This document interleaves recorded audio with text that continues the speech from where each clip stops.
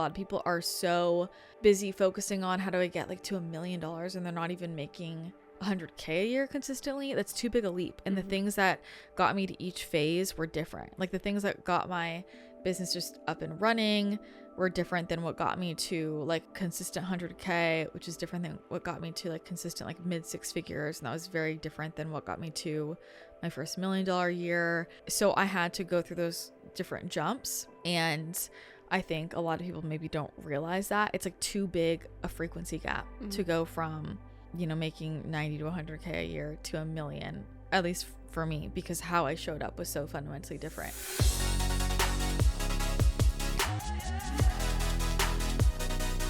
A lot of people actually requested this one. I had posted on Instagram what topics they wanted for the how I did this, and a lot of people asked how I hit my first $1 million year. So I'm going to assume there's enough people in the audience that are trying to get there.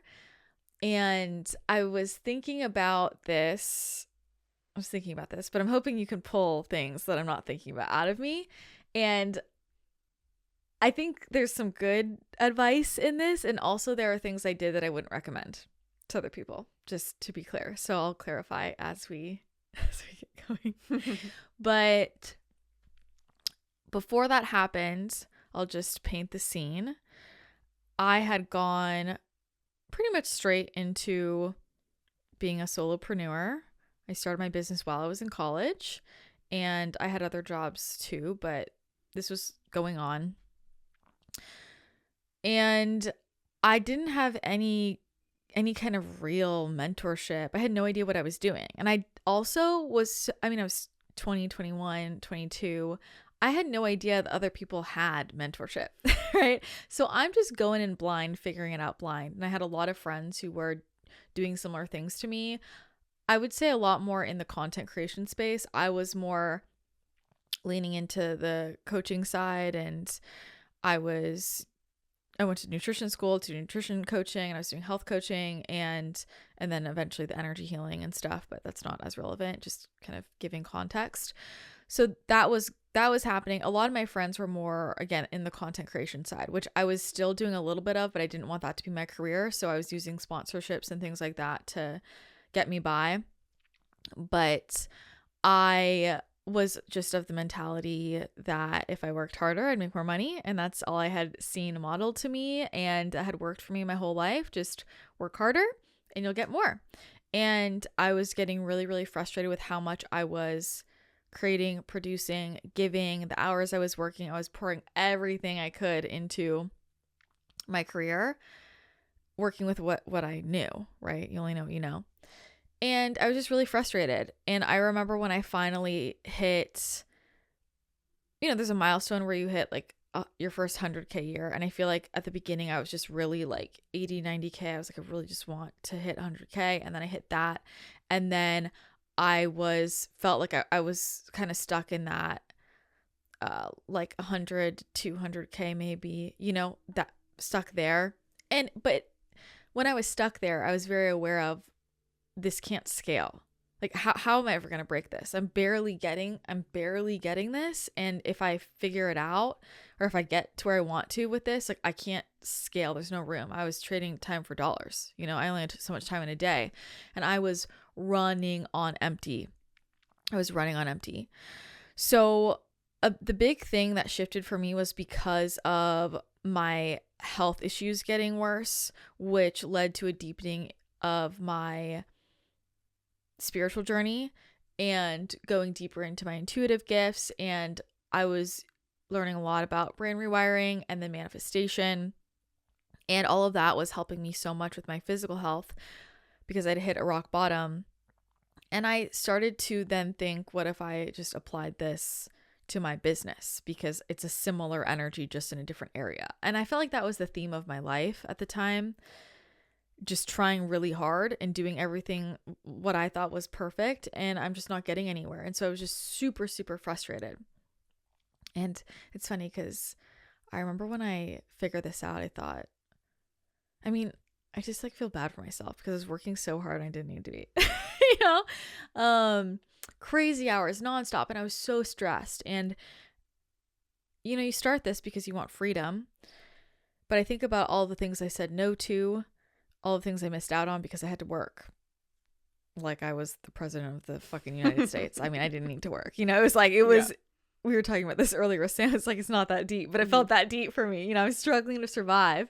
Living down here is not cheap. And I'm also young and I'm scared. I'm out on my own for the first time. You're like learning to be an adult. Like, what the hell am I doing?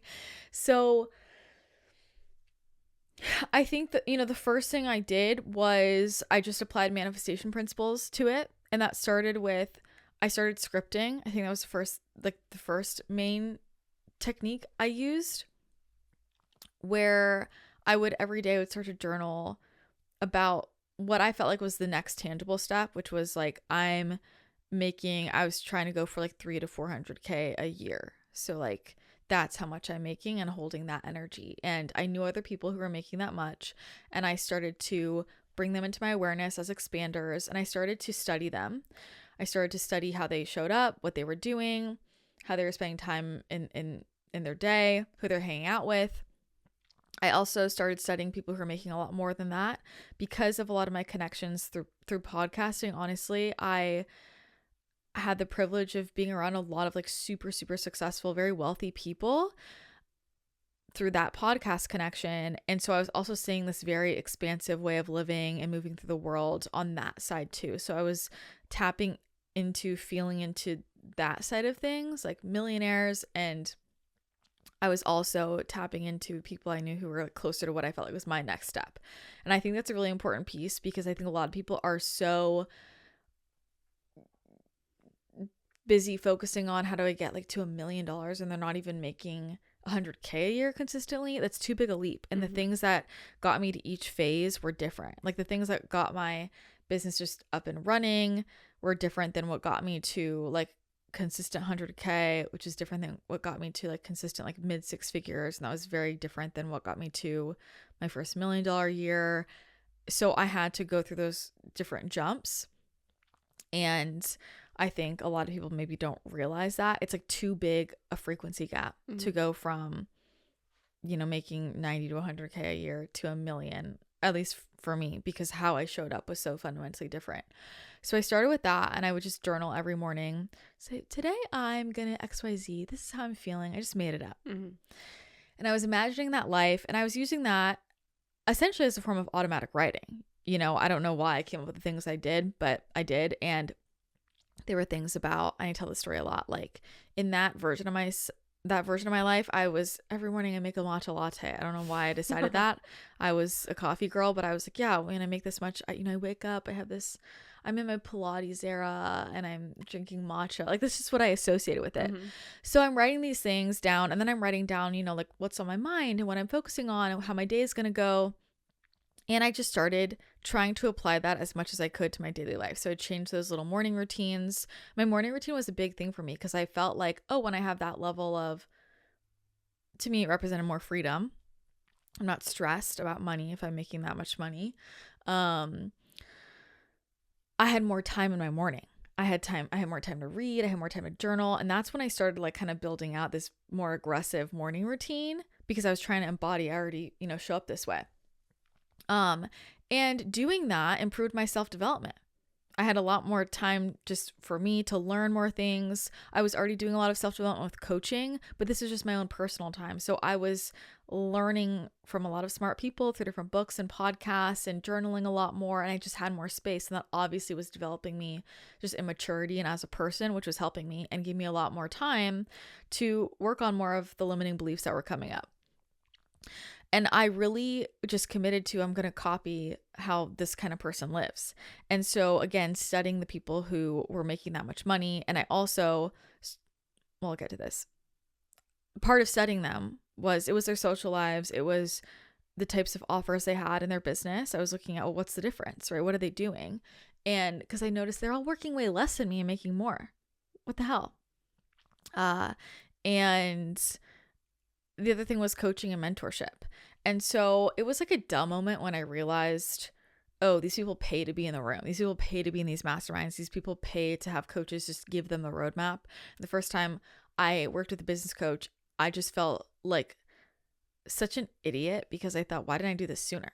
Like literally in 90 minutes, she had just mapped out a very tangible, here's an option of how you can make 10x what you're making. Mm-hmm. And I was like, you don't know. You don't know. So it was such a dumb moment of why wouldn't I just go to somebody who's done this before? And that's where I think I really realized just how deeply this belief was that I held, that I had to do everything on my own and that everything had to be hard. And just how like stupid that was, because it was so easy if I just asked for help and people were happy to give help. In fact, I realized everybody I was comparing myself to, because that was part of my frustration. I was comparing myself to a lot of other people around me. I found out, oh, they all got a coach. It's like the dumbest thing that whatever. But you don't know. Yeah. You don't know. And I would think, how all these people are friends, blah, blah, blah. Like, I want to be in those groups. And then I found out, oh, they all pay to be in this mastermind. They're all in a mastermind. So there was just like this veil lifted. And I thought, okay. So working with different coaches and mentors helped me a lot. And at the time, I had 4 that I was working with. So I had someone who and everybody was intuitive, but one person that I was working with was I would say like a spiritual life coach. Like she was an intuitive. So we just talked about, my parental wounds, my inner child stuff, my like all of that spirituality. Then I had one coach who worked with me individually, and there was a mastermind it was kind of like PR. It was like, I forget what she called it, like media, like media relations, like getting in PR. And that's how I learned how to like pitch myself to things to get different PR opportunities. And that's like how I figured out, how to get into Forbes, how to get into Entrepreneur, and started doing that. So there was that group, and I met amazing people through that. And then I had one coach she's, intuitive and very spiritual, but it was just kind of like a business was the purpose. And then another business coach as well, who I worked with longer term. And there's also a mastermind connected with that. And those are the first things I joined. And all of that like really set me up. And I didn't do all of those at the same time. It was like one by one, but I do remember I signed up for like 3 of those in the same like 2 weeks. And I was scared out of my fucking mind because that was all my money. That was literally all my money. And that lit a fire under my butt of, I have to make this worth my investment. And I don't think it's a good piece of advice to tell people, spend your last dollar on a business coach. I don't think that's a good piece of advice. But for me, I just remember feeling probably the strongest sacral yes I've ever felt in my life. Like, actually, I just remember going back and forth, looking at the investment and being like, how do I feel? And I just remember my body zinging, like, you've got to do this. I felt like it's like when it's midnight at Disneyland and you're like, let's go, you're just like on a high. And I thought, I've got to do it. It has to be correct. I wouldn't be feeling this much excitement around it. So I made all of those investments, and I was scared out of my mind because that was literally all my money, and it had to give me my money back. So I think, but I'm the kind of person that I'm very coachable. I think most people who have coached me would say I'm like a star student. If you tell me what to do, I will do it. And I committed to myself. I said, even if this triggers me, I'm gonna not be stubborn. I put my money down. Let me just try exactly what they're saying works, because they've seen it before. So, and a big part of that is you do have to be discerning with who you're working with. And I'm just caveating this because people listen and they just want to copy, and you have to be concerning. You have to be discerning with who you're working with, obviously where you're at financially and what you are okay with doing. Like, I don't know, if I had 3 kids and that was my last dollar, I probably wouldn't have done that. But I'm just like me, myself, and I'm scrappy and whatever. So there were less risks, but also a lot of people think that I think they hear this advice and they just hire whoever comes up first that they get excited about. And a lot of people just hire like the wrong type of coach. I mean, the number of people that come to me who are really struggling with their business, and I'm like, who have you been working with? They're like, I've invested so much, I've done all that. I'm like, but who? And they tell me, and it's not that they're bad people or anything, but I'm like, why are you hiring all these spiritual coaches when you need a business roadmap? Go to a business coach, like someone who just straight up will give you the steps, build out this funnel. You're going to do this. So that's what I mean, is a lot of people will just work with the person they're more comfortable with, and instead of what they really need. And people will do the opposite as well. Like sometimes they really need the inner work and they just keep going to the business coach, and there's deeper confidence issues or inner child wounds that need to be worked on. So it's about knowing what you need at the time. And I felt like all of us was they were just all synchronicities, how I met these people, and I could feel that flow, and I could feel that full circle yes, and I had set that intention. I was letting the universe just bring it to me, So I would say, the scripting, it's interesting because I don't do this as much anymore, but for whatever reason at that time, like that was the main kind of like thing I did. And with that would lead into visualizations about my day and my time. And the coaches I was working with were super helpful and important and gave me clear roadmaps. And help me optimize kind of some of the things I was already starting to figure out. But I do think a big part of that, I want to go into the social part, and then I want to go into like the tangible things I did business-wise. And then maybe in there we'll get into some of those limiting beliefs. But the main one was that I had to let it be easier. That was the big one. And that when I wanted to heal that was when I said, okay, I'm going to ask for help, and I'm going to let other people just give me the roadmap so I don't have to struggle to figure it out. And it was me giving other people kind of, not that they had control, but like just tell me what to do, that helped heal it for me, because I just realized I had to take action in the opposite direction to pattern interrupt. But being around all those people obviously really expanded me, because I was very aware of how they showed up in different spaces, their level of maturity, what they thought about how they communicated, what they prioritized. And so I learned a lot through that. And one of the pieces of advice I would give people is to just truly study the people who are more successful than you and stop getting in your own way or arguing with them. And I feel like every mastermind I've been in, I'm like always a star student, right? Like I take it and I run with it, and I watch other people who are struggling and they're stuck and they're in the same place they were at when we started, and I'm like, I know exactly why you're stuck. Like you can tell when you're in a group who's going to be stuck, because they're argumentative. They don't want to receive it. They don't want to try something new. They'll find every excuse for why that's not going to work for them.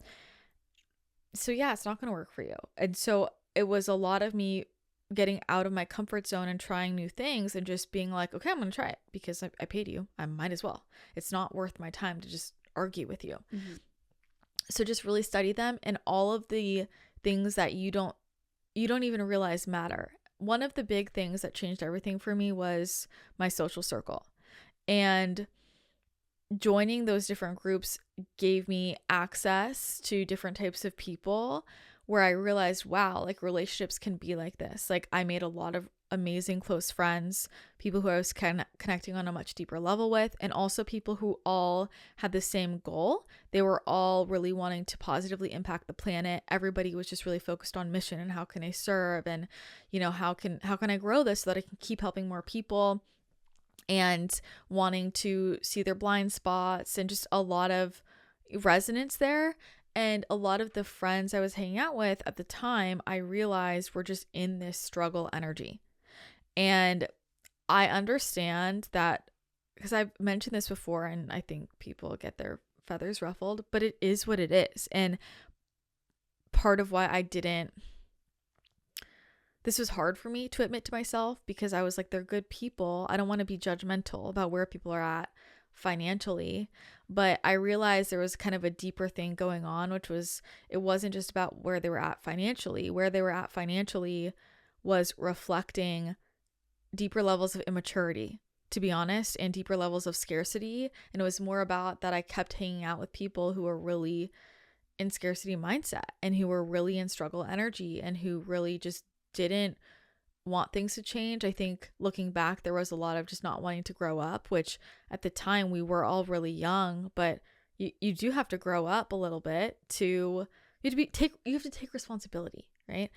To create a business if you want to. So while a lot of my friends were just kind of running around and getting lunch all the time, getting coffee and taking Instagram photos and doing like these sponsored posts and people, it's like, culture of calling me at 12 p.m. on a Tuesday and wanting to talk. And I realized how unhealthy it was for me because I was like, I need to sit down and work on my mission.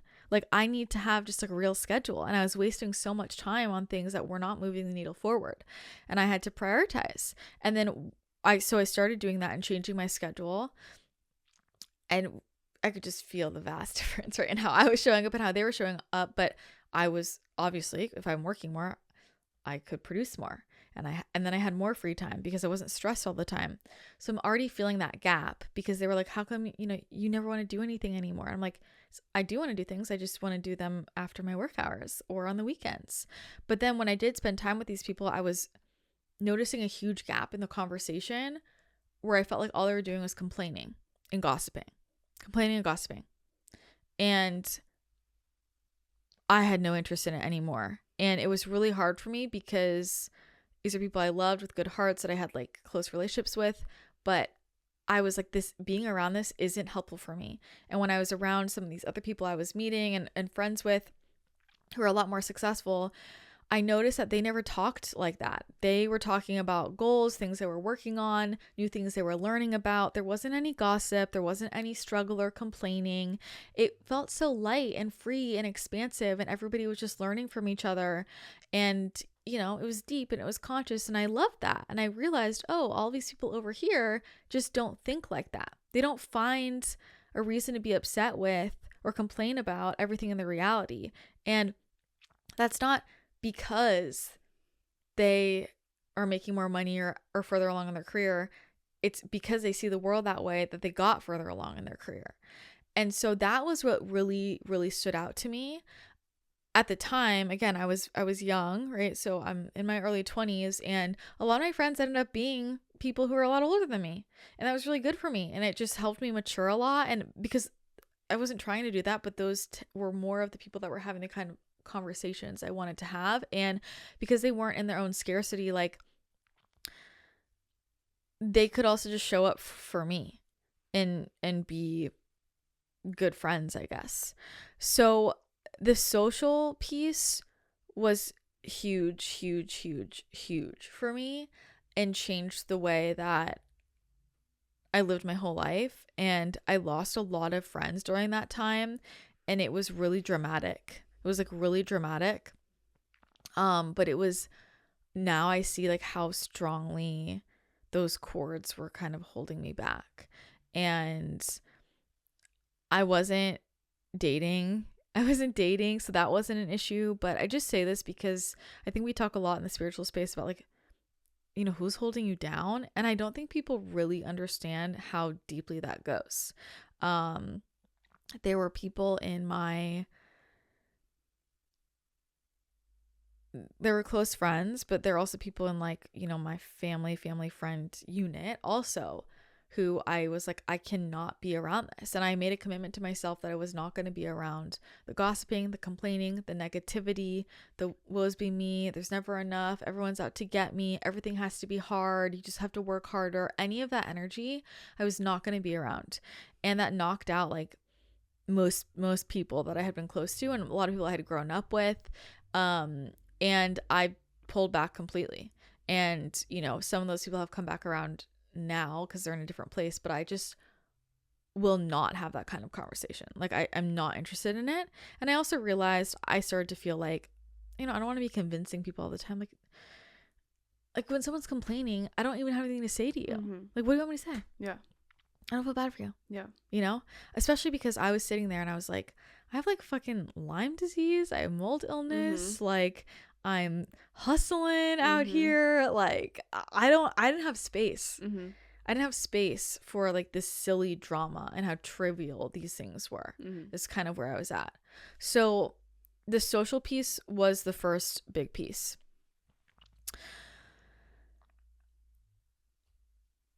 I want to move on to business, but any questions, comments, concerns? How long do you think that process took you? Like, cutting people out, but then also I'm curious, like, how quickly you saw the shift once you started working with coaches. Cutting people out, the second, like, any relationship was closed, I felt an immediate difference. I felt lighter and lighter and more energized and more inspired. And I also noticed opportunities would pretty much immediately come in, and it was like one person left and somebody else would come in to almost like replace like the energy. And I thought, whoa, I mean, it was pretty 1-to-1. I feel like this whole period of my life was moving really, really quickly. And that was what was so magical to me about it. I was like, this is really fast. And here I've been struggling like day after day, and within a couple months, everything changed. So it was pretty quick. And I think working with coaches, I saw a huge jump pretty much, I would say, within 2 to 3 months, because I just immediately applied everything that everyone was talking about.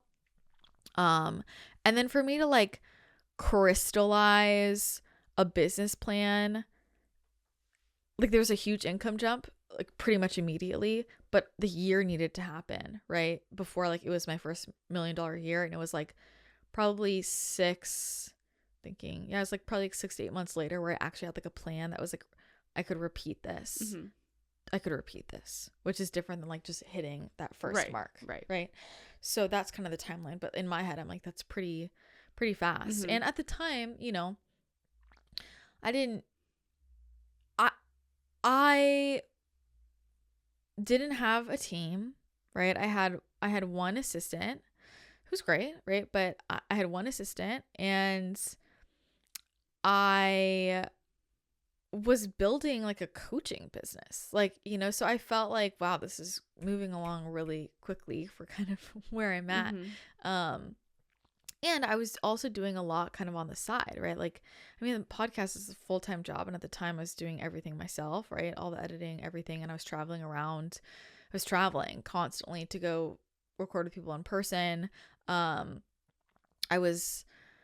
This changed during this time, but you know, I was blogging every day. I was like, there's just like a lot that was going on. I was running my nutrition business, and I was running my energy healing business. So there was just a lot of different moving pieces that were kind of unsustainable. But yeah, about I would say like 3 to 4 months is when I saw a huge shift. Super quick. But I was applying things. And that's the thing. You know, I have had a lot of clients who, but whether it's because they're not ready or there is an actual timing issue, if you're in the place where you can actually implement, like launch and go, obviously you'll see results more quickly. Some people need more time to launch and go, I guess, but I'm the kind of person that doesn't want to wait. So I just immediately launched and went. And I've definitely have clients where it's like I'm giving them the roadmap, but they're not actually taking action on it for a couple weeks or a couple months. So it's going to take longer, or it takes even longer than that. So it's really about how willing you are to quickly take action. And I have always been the kind of person, I mean, again, and I needed it right then. So when I got instruction or excitement or an idea, I was like, I'm doing this today. You know, so I was the kind of client who, if you tell me to do something by next week, it will be done. Doesn't matter if it's think about this or make a 3-month program. Like, it was going to be done in a week because I wanted it. So I think that commitment was also very, I mean, the drive was very important. But that's when you also like continue to have the drive, because then you see the results. Yeah. And you have 100%. the momentum. Yeah. It's like anything. It's like with your health, right? When you start to see things working, you're like, I'm going to keep going. So I just needed that little bit of momentum and that hope. But I was like, you know, things were going on with like the Lyme disease, and I was at my rock bottom, and I had spent all my money and all this, and I was just like, there's no other option. Like, it's go time. Sacral activate. Like, there's literally no option. And it's kind of like, you know, when a mother will lift a car to save her child. It was like that kind of energy. Like, I don't care how I feel. And I felt so shitty that time with my health, but I got all this energy around this. And I was excited. I think it was the difference. I was really excited about what I was doing. One of the things that changed during this time was also, this was happening like, and that's why I'm saying it kind of took a longer time to crystallize, because part of this was my nutrition business. And then I had moved into business coaching. And I was also pivoting during that. So I had like the first portion of my scaling was when I was in nutrition, and then later I pivoted. And because one of the things I was realizing and doing all my internal work was that I was really out of alignment being there. I mean, I loved it in so many ways, but it was just too heavy. It was just too hard for me. It was, my body wasn't I mean, I felt like it was making my body sick, and I didn't have energy. And so when I started kind of falling into business coaching, and then also I was doing energy healing the whole time, I had energy, and it was like, I really think that was a big piece of my illness too. So there was that transition. There were a lot of transitions. And then I had also started a new business too. So there's kind of a lot of moving pieces. And when I pivoted, that obviously also had a big impact on like my audience. And I had I had obviously leaned on my audience. And in my head, I was like, it's going to be worth it. I'm spending all this time like building this community, building this audience, like it'll be worth it. But I wasn't, and it is worth it in so many ways, but I wasn't seeing the financial ROI that I think I expected. And I know that's true for a lot of people. A lot of people think if I just get enough followers, I'll make more money. And that's not always how it works. Like depending on what you're selling. But there are a lot of people who build huge audiences. There are people with, I mean, I know someone, you know, I was just talking to somebody with like, I don't know, 1 or 2 million followers, and, you know, launches a thing and gets huge media and barely makes a sale. Like that's so common. People don't realize it. Just because you have a big audience doesn't mean that you've built an audience that wants to buy from you. And it was during this time when I was rewiring all these beliefs that I realized it doesn't matter how big my audience is. And one of the big switches that I made was it was about, you know, what I tell you guys, like we have to be clear on what the focus is in the business. Like if the main goal is build the audience, that's a different set of actions. That's a different intention than if our goal is to maximize revenue. It's two different things. And I had realized this. I don't even know what made me realize that. I think I was just so sick of pouring so much into building my audience, and I was tired of then it not converting, that I was like, I'm just going to focus on making money. Like my focus needs to be making money. And when I said that to myself, I saw everything through a brand new lens, and I thought, well, what are my income producing activities? And I realized how many of the things I was doing every day, like 95%, were not directly income producing. It was a lot of connection and talking to people and content creation, but that wasn't making me income. It was helping to build my audience and helping to build connection, which, you know, turns people from cold leads into warm leads and all that. But I wasn't doing things directly to make income. And so because I was in that tight spot, I decided to switch to, I'm just going to focus on income producing activities. I have enough of an audience. And during the time when my business was like scaling the most, there was like a year I barely posted to social media. Like I think the only things I posted were just little podcast graphics with a guest face that my assistant made for me. I barely was on social media, and it was a huge shift for me because like social media was my life and building the audience was my life. And I was making a lot of money and feeling so much purpose because I was constantly like doing this deep work with so many clients, and I just kind of forgot about the other stuff, and everything I was doing was stuff that was making me money. So obviously there was a drastic change in my finances, which sounds like such a dumb moment, but I'm telling you, like to this day, a lot of people who, you know, are in a similar kind of career that I'm in, I can only speak to this type of business, but I look at what they're doing and I'm like, you're not doing anything to make money though. Like people are just posting to social media thinking that's going to make them money, and it's not. Like, are you talking directly to potential customers? What are you launching? What are you opening? Are you marketing directly to that? Like it's very different than just building your audience.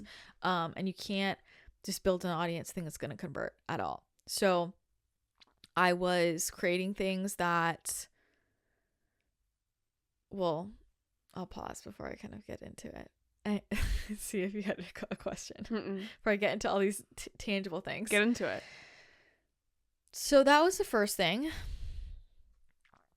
The second thing was I got really specific about who I was serving and what problem I was helping them with. Because the more general I was, the less I was helping anyone. And I didn't want to get specific, but when I did, it worked. And I also started being a lot more, I would say, kind of aggressive and controversial, because I didn't want anybody to come into my containers that wasn't on my wavelength. Mm-hmm. Like, that was a really important thing. And the more people I deflected, the more people I attracted, like deeply, like intensely.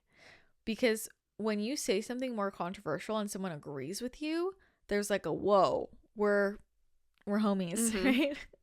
So I started doing that, but I started really talking, like building real deep connections with people in my audience, which was different than just like building the audience. It was different than just replying to a comment. I was like really getting to know people, talking to people, trying to use what I had on social media to stand in for what would be in person. And then I also changed a lot of how I did things in person, where I started looking for opportunities where I could actually connect with potential clients and customers. So I started doing a lot of like guest speaking at retreats or different little local events where I was actually meeting people, could have like deeper conversations with them. I was just trying to get a deeper conversation with people to actually build a relationship.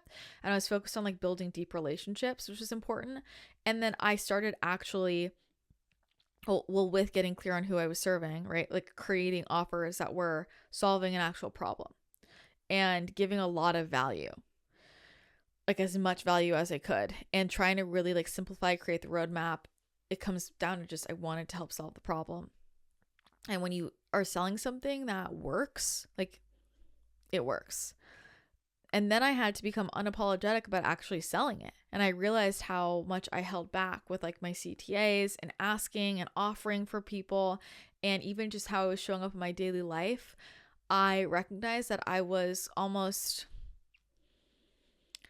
it wasn't that I was ashamed. I didn't really talk about what I did much when I met people. And one of the big shifts I made was I walked through the world saying, this is who I am. This is what I do. I have this podcast. I teach this program. All people work with me in this capacity. Like I told everybody I knew, and all kinds of people came in my door because, you tell your hairstylist and they send people to you, or you meet someone at the smoothie shop and they, it's not always about who you talk to directly. It's about who they might know. So, I mean, to this day, my whole business has always been referral based. And I know that people think it's like, oh, well, you have social media. People will tell me that. I'm like, most of my clients, like some certainly have been with me through social media, but most of them are referrals. They have no idea about my podcast. They've never seen my Instagram. I mean, the majority of my in-person clients don't follow me on Instagram. They don't even know. Okay.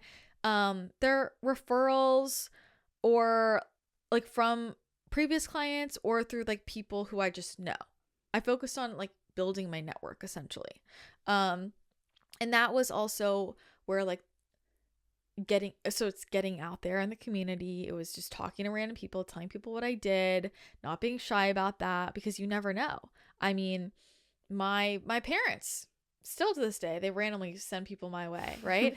And this is not coming through social media, but all of that adds up, and that is actually the bulk of where my business has come from. And anyone who's listening, like people who are my clients, like they're my biggest source of new clients, right? They will tell everybody. So that was really important. The masterminds and different groups and programs I have been a part of, whether or not it was business related or not, have also been really helpful. And I always make sure to speak up and make sure everyone knows like who I am and what I do in there. I've gotten a ton of clients through other programs I've been a client of, people wanting to work with me who are in the group, or referring people out to me. So that's the other thing I noticed. A lot of people are really passive. Whenever I'm in a setting where I can meet more people, I want everyone to know what I do, because you never know who's looking for whatever you are, right? So whether that was when I was a nutritionist, I would be very clear about what I did and who I helped. I help women with gut issues, or when I was business coaching, I help people who are, nutritionists or in the spirituality space or fitness who are looking to like build their service-based business. Or now like that I'm a psychic and an energy healer. And you'd be surprised how many people are like, oh my God, my friend is trying to find a psychic. I mean, I feel like this comes with us all the time, right? Yeah. So you really got to be out there. And I just make sure that everyone knows. And I always think this, just even with groups I run, and I tell the girls, I'm like, you got to speak up about who you are and show your personality, because there are other people in this group who could become your ultimate source of referrals. Mm-hmm. And especially with this type of work, like for me, there are a lot of different types of professionals I consistently do need to refer out to. I want those referrals. And so I'm happy to send, I mean, there's a lot of people who have been on the show who like, I'm pretty sure I kind of fund their whole business through the people I send their way. And I'm happy to do that. And vice versa, right? You need each other, right? I need people like naturopaths and doctors and human design, like all these therapists. Like I need referrals because I don't do everything. And so it's really good to build that professional network. And a lot of that has to do with you showing your personality and just getting to know people on that personal, like deep level, because if someone likes you, they're going to want to send people your way. So that was really important. Where do you feel like your resistance for wanting to get more specific came from? Oh my God. I mean, because I think a lot of people deal with this. Everyone has this. Yeah. I felt like I'm good at everything. Why would I limit myself? Or I didn't want to block people from coming in because, well, I can help you with this and I'd be really good at it. So that was why I thought that it would block people from coming in, but I just had to niche down before I wanted to, and I saw it work. And then I started to realize that even when I niched down, people still came in the door saying, I have this problem, can you help? And it was completely different. So it didn't actually impact anything negatively. In fact, it just brought more people my way. So, the more I talked about the gut, for example, people would come in about hormones, which obviously are related, but not everybody realizes that. So it was really interesting to me to see that. It was just because I was showing a clear expertise in something. And when people see you as an expert in one thing, for some reason, they think you're an expert in other things. Sometimes it's true, sometimes it's not. Have you noticed that? Like, right? Definitely. Like my mom, dude. My mom, literally, we're in Europe. I speak Spanish fluently. Yeah. We're in Italy. She's like, what did they just say? Yeah. I'm like, dude, do you just think that I like learned every language? Exactly. No. It's a really funny thing that we do. And so, I mean, I'm like that too. I have a friend who's like really smart in something and I just assume, well, you must know about everything. Yeah. So I get it. And it works in business as well. So that was the resistance. Which I know everybody has, and people ask you that a lot. And you know what the thing is, if I'm being honest about like my path to overcoming a lot of these limiting beliefs or behaviors, I know it's not the answer people want, but I want to be honest about what worked for me. And again, this is different than what I might talk to clients about, but if you want to know what I did, it has always just been like, I swallow it, I put my head down, and I just do the thing, and then I see what happens. Like I tried to spend months trying to get over that belief, and none of that worked. It didn't work, right? Every coach I worked with, I was just going in circles. I was getting frustrated. And then I was like, I'm not going to heal this idea. My mind's not going to change. That's what I believe. But everyone's telling me to do something different. So I'm just going to do it, even though I don't think it's going to work. And then it worked. And that has just been the mindset that has allowed me to move past all my blocks. Like I don't spend all this time trying to reason with myself or get myself to believe a new thing. I put myself in a position where I can experience a new experience and then my belief changes. This is a big one. This is a big code. I was trying to explain this to one of my close friends. He was just like, how did you start actually believing these things? Yeah. Like, how did you actually rewire your brain? Because he has a very scientific brain. And I was like, at a certain point, you literally just have to do it. Yeah, you experience your brain it. is always gathering evidence. So do something you haven't done. Because it's what it's gathering evidence for in this moment. Yeah. So do the other thing, see if it works. Well, it's like there are no good men out there. Oh my God, yeah. And I'm just like, no, they're on. Like, no, they're not. And I was like, how do I believe that they're a good men? And I'm just like, well, you got to go meet some, because the second you meet a couple, you're like, okay, well, there are. Yeah, go look for them. It's Be that like, simple. I'm gonna go find me a good man. Yeah, go find him. Yeah, and I just think we keep ourselves in these crazy mind loops that you're never gonna get there, because the subconscious brain wants evidence. You have to get evidence for your subconscious to change. So that. So I got specific. I created things that actually solved problems, and I always focused on what can scale. So that was the big difference, was I'm not going to trade time for dollars anymore. And I learned about different, I guess, just ways of packaging my offers. And I started working more with retainer clients. So when I switched from just one-off sessions to retainers, I mean, that changed everything. And then I started doing group programs, like group coaching. And I think group programs are the best for everyone. I think they're the best for you as a coach, because you get to dive deep. You also have more spaciousness, so you're not like tired and exhausted, so you can really show up for people. You can help a lot more people at the same time. Everybody thinks that their situation is unique, and the thing is, as a coach, you're just saying the same thing again and again, day after day. And on the client side, you get so much more out of it, because other people around you are asking questions or going through things where you don't know that you're going to need that in the future. So they're asking questions you don't know you have, or they're going through something that you maybe went through in the past that you're realizing, oh, I should have asked that. Or they're going through something that you're going to hit in a couple months or years, that it's good to have that information, but also having that support and that feeling of I'm not alone. I have just seen again and again, like, and I'm this way too, like I will get more out of being in a group, and you'll meet people that you're meant to meet. So just a client, I would prefer to be in a group setting.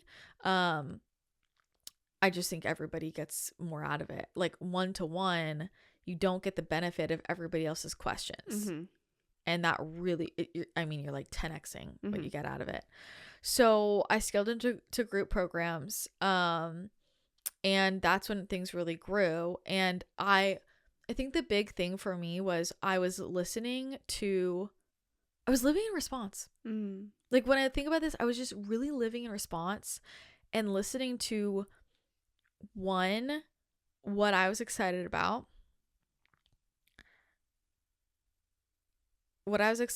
Based on what other people were asking of me. So in my programs, it was when I was running my nutrition programs that people were like pulling me into business. Like people who were going through the stuff with nutrition were asking more of business. So I created an offer around it. And then that just started building more, and I was more excited about it, and that led me into business coaching. And later on in business coaching, this happened again, where business coaching turned into spiritual stuff. Like all we were talking about on the group calls by the end was psychic things. And so I was like, do you guys want me to make a program on like psychic gifts? And everyone was like, yeah. So the first time I ran psychic development course, it was everybody in biz school. And again, I didn't market anything.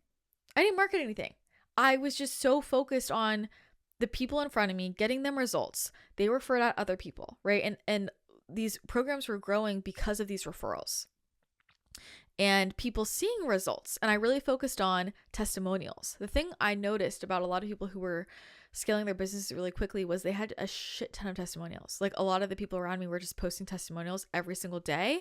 And I realized everyone I've worked with, that's why I purchased too. It was really that simple. So I just focused on, I need kick-ass testimonials, which means I need to help people get kick-ass results. And I just head down, did that. And then new programs kind of opened up one by one, and they were all kind of like feeding into each other. And that's when things started to really like open. And I kind of fell into making that, my first million through that. But then I needed to take a step back and think, well, what's my like strategy to repeat this?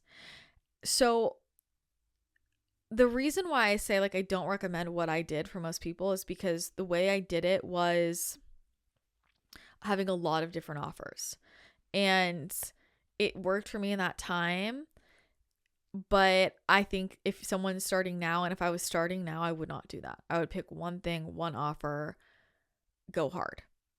Because I did make it harder for myself. I was split in a lot of ways, and I think I would have, it would have been easier for me. Because I had so many different offers, my brain was split in a lot of different directions, and my different offers were going off in different places. Mm-hmm. So I was getting overwhelmed with like, how to share all the information, who I was really serving. Like I was kind of recreating that other problem.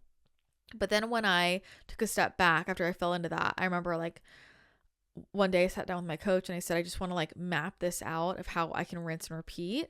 And so I was just brainstorming with her, and I was like, I want an infinity business. I want an ecosystem where everything can feed into everything, because I am someone who, like, I don't know that I'm ever going to be someone with just one thing.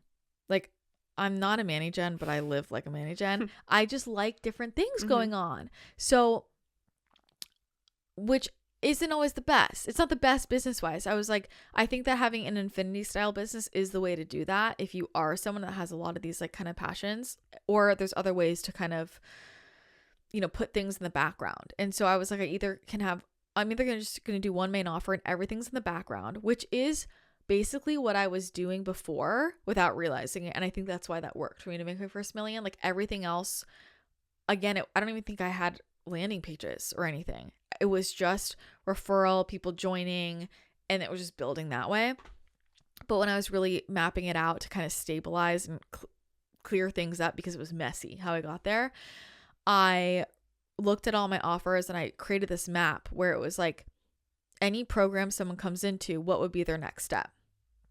And instead of, which is kind of what a lot of people do, where they'll, they have their main offer, and then what's the next step after that? And the next step after that, let's say maybe some offshoots. Mine wasn't like that. It was like, you could come in anywhere and you'll find the track, and it's just this infinity. And so I just kind of had to mastermind, like work with that a little bit to make sure it was clean, and we figured it out. And that's when I realized it needed to kind of all be more in spirituality to keep it clean like that. So that no matter where someone started, they would potentially want and need everything in that track. And then I created that, and then it made it so that I could kind of advertise anything. And when they said yes, they would naturally find themselves getting led to the next offer and the next offer and the next offer if they resonated with me. And a lot of people do. I mean, I'm the same way. Like when you find someone you like, totally. I mean, a lot of my mentors, I've taken every single thing from them, and because I resonate with them and I like their stuff.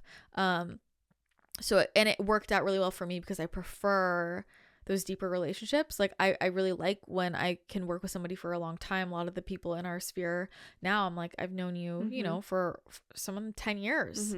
So I really love that, because I feel like I don't know, it's just like that deeper connection. I'm invested in their life deeply and I know them better. So I just really like that. And I care about people. When I work with someone, like I really, really care. I really care. And I want someone who like appreciates that and wants that. I don't want to care more about, like, sometimes I feel like I care more about their lives than they do, and I'm like, no, I need you to want this as bad as me, because I'm like, I'm in it. I'm in it with you. I'm invested. So that kind of infinity style is really what changed things for me. And with that, I realized that where I was wasting a lot of time on social media, I needed to be focusing on my email list. And, I think the thing with all of this that really made me realize I could just do it is you don't need a lot of people. You just need the right marketing and to convert the people that you have, right? And so when I realized that, and I wrote out the numbers, which I think a lot of people just don't do. It's this nebulous idea. And so when I'm saying I sat down, I built out this kind of structure, and then I put, okay, on a minimum, how many times am I launching this? What's that going to look like calendar wise? Like we mapped out my entire year of what that could potentially look like to make sure it could work and that things wouldn't overlap and I wasn't advertising too much. But I was writing down like how many people are joining this at what price point, and I was doing the math. And when I did the math, I saw very quickly, oh, like I want to lean more into this and maybe less into that, because why would I run this multiple times when if I ran this one extra time, that's going to bump me up way more, right? So that's the beauty of having offers kind of at different levels. And you've also got to know, again, what your play is. Like for me, and you know, that's like marketing or a business where if I'm primarily trying to sell a low ticket offer, it's completely different marketing strategy than if I'm primarily trying to sell a high ticket offer. And so for me, high ticket offers, you know, always worked well because I'm a deep relationship builder.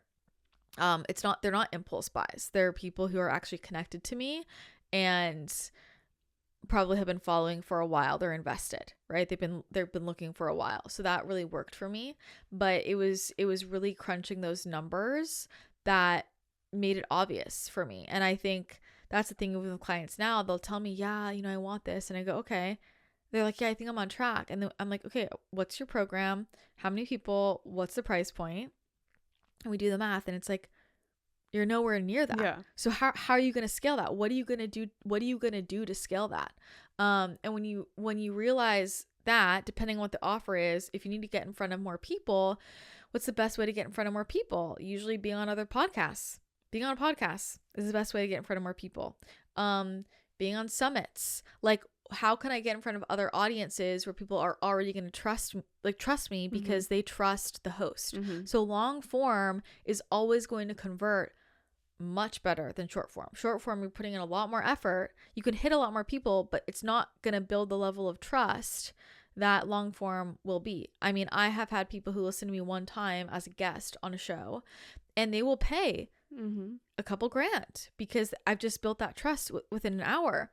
But there are lots of people who, yeah, they could like a lot of my reels, but I mean, they might buy something that's $90, but they're probably not going to spend thousands if they don't really know, you know, me or what I'm doing, or if I haven't provided them real value for free.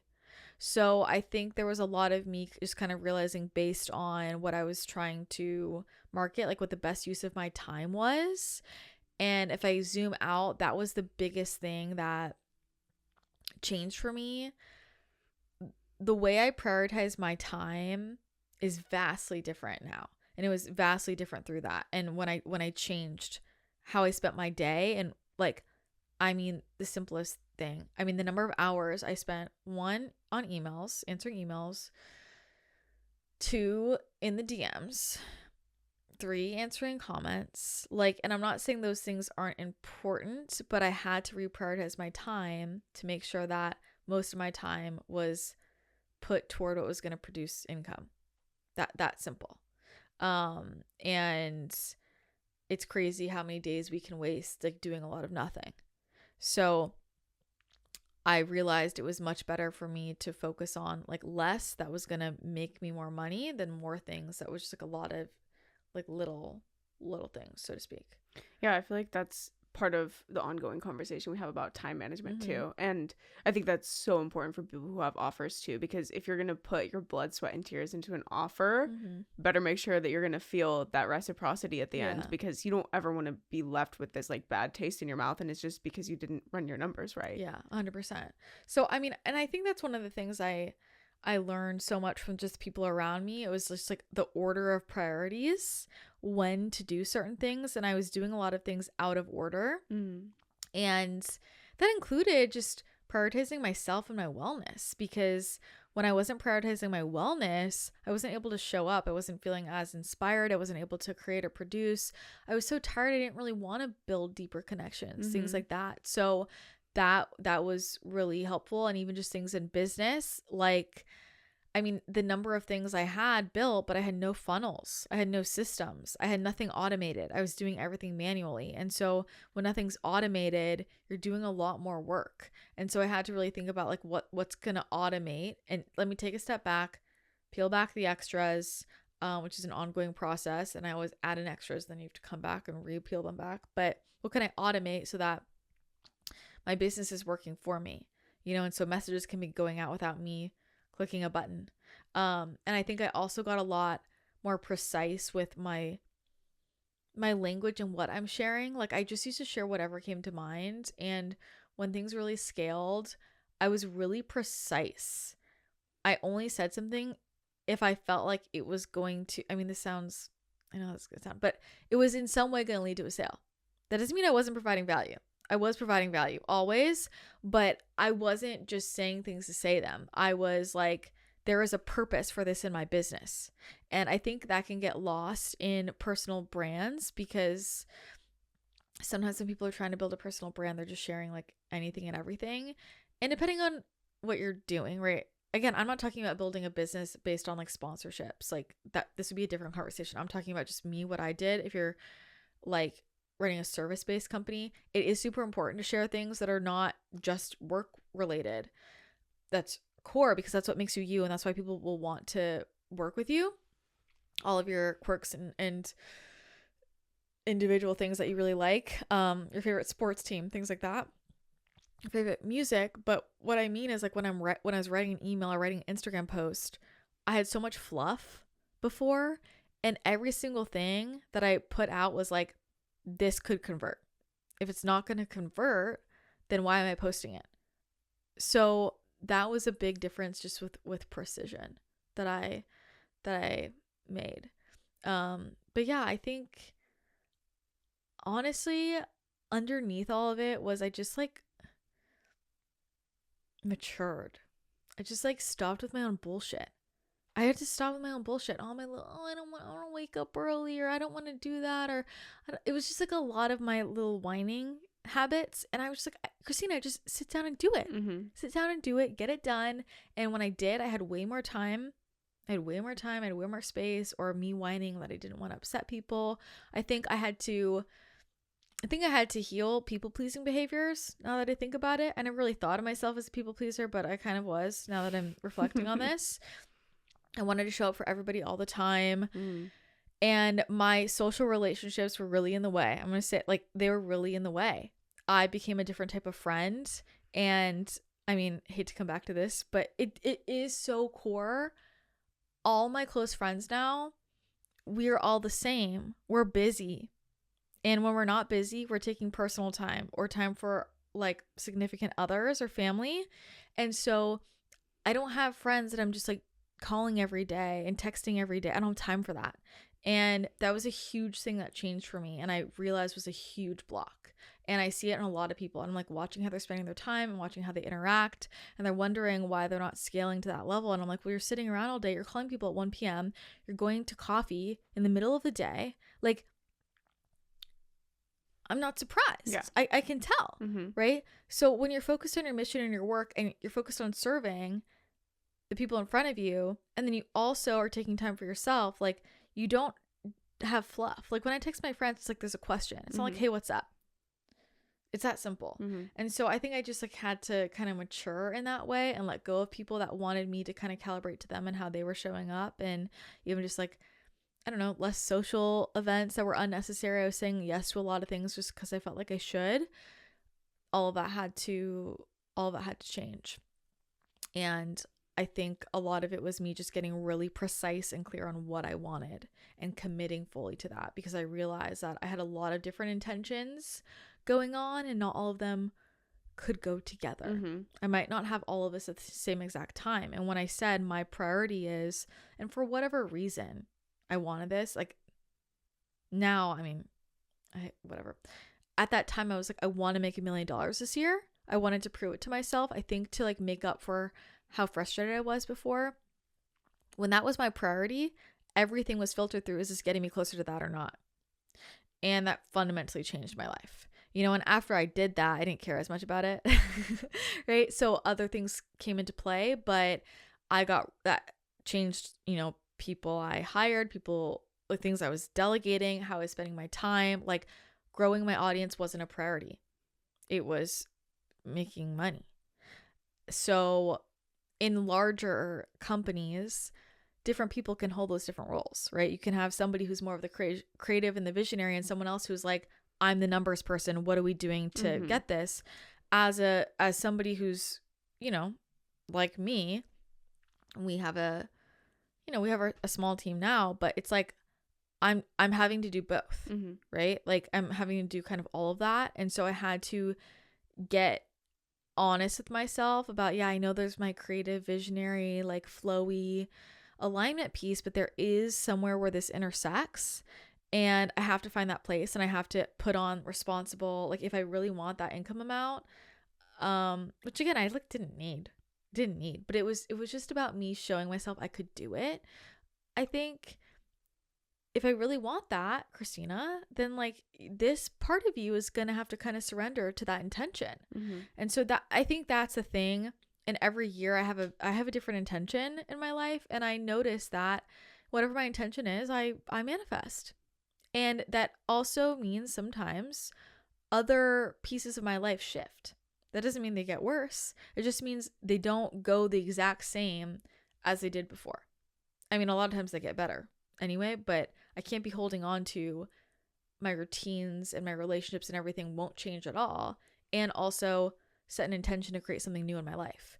So they all have changed along with it, and it's all been for the better, but like your ego will want to stay in the comfort of how these things were, So I had to let go of a lot of things that I really wanted to do, that I thought I had to do, that actually after I let them go, I realized, I actually feel better now. Anyway, so those are kind of the main things. I think that's such a big one. Like people ask you those things all the time. Like, and you always ask, like, well, do you want to be an entrepreneur? Is this what you really want? Because, the freedom example, someone might say like, oh, well, I just want more free time. And if they say they want more free time and they're an entrepreneur, but they don't really want to grind, it's like, okay, well, actually, maybe you should just get a 9-to-5 that pays a little better. And then guess what? When you're off work, you have so much free time, totally. Like maybe it's not to be an entrepreneur. But I think that it's so, I mean, people get into it for all different types of reasons, but it's really important to, what is your core intention? Because that is going to be what you're bringing for, whether that is conscious, unconscious, subconscious. Yeah. And revisit that. Because again, it's been different all the time. And I think that goes hand in hand with just the number of identity deaths I've had to go through. I think, and it's so silly thinking about it now, but the way I really built my business, or not my business, my audience, was actually through my blog. Like I had started blogging when I was 19, and it was my blog and my website and the traffic, like that was the main community, and people came to me on Instagram like through that, but my website, my blog was my main hub. And then I think there was some crossover with the podcast, like that was growing too. But to me, like being a writer and like a blogger was like my identity. And I was blogging every single day for years and years and years, until it was like, it wasn't, I had to come to terms with, this isn't making me money. This isn't making me money. Like I love to do it, and that's why I didn't want to let go of it. But I was like, I only have so much time in a day, and it's not directly, it's not the thing that's going to move the needle the most. And I had to get really clear on, with everything I was doing, is this actually moving the needle? And I'd rather do less things, but if they're all moving the needle a lot, then I can get rid of all those other things that are just moving it, 10, 15%. Let's get rid of those. And so with the blogging piece, I remember like when I decided to stop writing, I mean, it was an identity death, because again, I had blogged every single day for like 6 or 7 years, and like bared my soul. And I feel like grew up on that blog. And it's a really weird thing to one day just be like, I'm not going to do this anymore. When you do something every day, that becomes who you are. And I thought, oh, this is horrible. Like, I was so upset. I can't believe I have to do this. And then when I stopped, honestly, so much anxiety went away. I realized I was so anxious and stressed all the time. And there were so many, because there was one more task, and it was something that took me a lot of time every day, every single day. And I think about, like, I remember like New Year's Eve, I would stay in and blog. Like, like Christmas Day, I like needed like 2 hours in the morning to write. And I'm like, I wasn't present. Yeah. So it was those energy drains like that. And again, that was something I loved and I identified with, but it was blocking me. It was taking up space. And when I got that 1 to 2 hours a day back, I mean, the world of a difference. And when I replaced that 1 to 2 hours with me just talking to people who are potential customers, like that was my blog. I was literally leaving like $500K on the table a year. that energy drain. There's so much you can do in 1 hour with your day. There's so many people that you can reach out to. So that's why it is so important to get precise with what you actually want, and you've got to filter out all of your decisions and all of your tasks. Is this helping me reach that goal or not? And it works. It works. It works. Mic drop. So hopefully there were some tidbits for people in there. Again, that was just like how it happened for me. Obviously, I see it happen in a lot of different ways for a lot of other people, friends, clients. It's different for everybody, but yeah, I kind of like fell into it through that sacral response, but have learned a lot along the way, and now I think I'm a lot more like logical business wise because I see the bigger picture. But I would just say, if you take anything away from this, probably just get really clear on what you actually want, because it might not be a certain revenue amount. That might not be it. It might be like a lifestyle.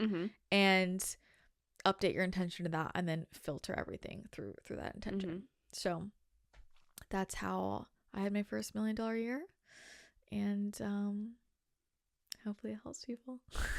I'm sure it will. Thanks, Kaylin. Thank you.